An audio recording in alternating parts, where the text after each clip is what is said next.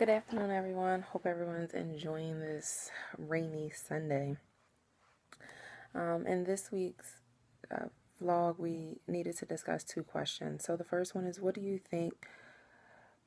think there was such a disconnect between the academic development side of campus for inventing radio technology and using their college teams as a laboratory for trying out their ideas?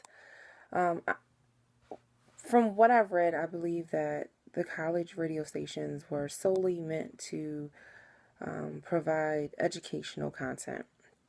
So they wanted to broadcast educational things, and so sports didn't connect, or it wasn't the same as, say, the educational program that they were trying to broadcast.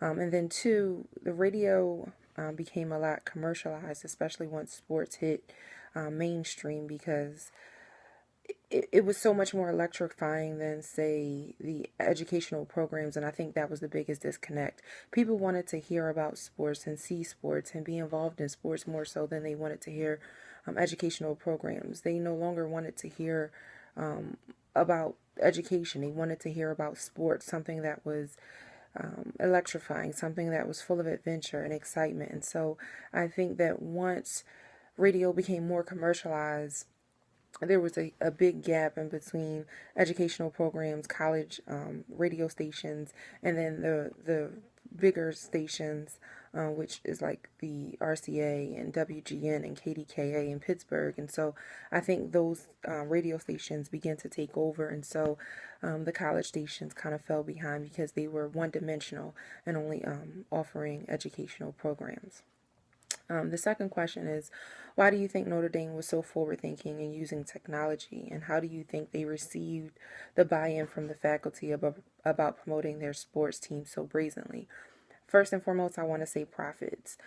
Between a certain period of time, they brought in $4 million in just being able to broadcast their football games, and that was over a short period of time. And so I think they used it to their advantage, and they knew that, again, sports was electrifying, it was taking off, and then you add media, and they used every ounce of media they could to their advantage.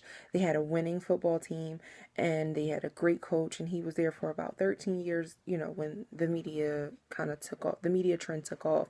And so that's how they were able to get the buy-in from everyone else, and them being exclusive and not just selling their rights to one particular person. And instead, they knew, again, that they were big time and they had a very good football team, and people want to see good competitions, and people would pay just to have them broadcast the game. And so by not selling specifically to one company and letting anyone come in and offer them an opportunity to broadcast is what got them over the edge. And so it gave them an opportunity to be in more stations than one. Thus, the Irish network and them going from, say, 20 something radio stations to over 115 radio stations within a 4-year time span.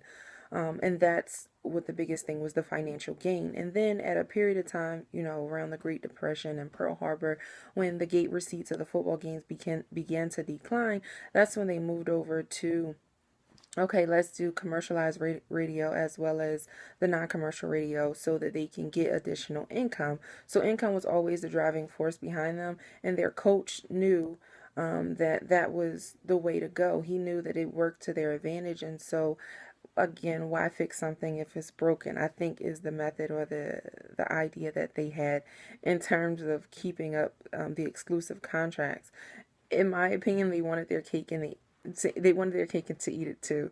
So they wanted to be on as many stations as possible, but they didn't want the commercialization of it, because they didn't, as a Catholic university, they couldn't talk about certain things, or they didn't want to promote certain things. So they banned certain things from being able to be commercialized, like tobacco and politics and different things like that, because they were a Catholic university, which I understand.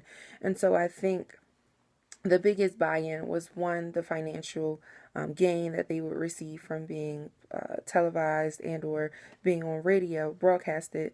And then the second thing was that they were on more stations than any other college or university in the world. So those are the two reasons why I think a lot of the university faculty bought into them being exclusive before they sold their rights to one particular network. Thanks for listening, guys.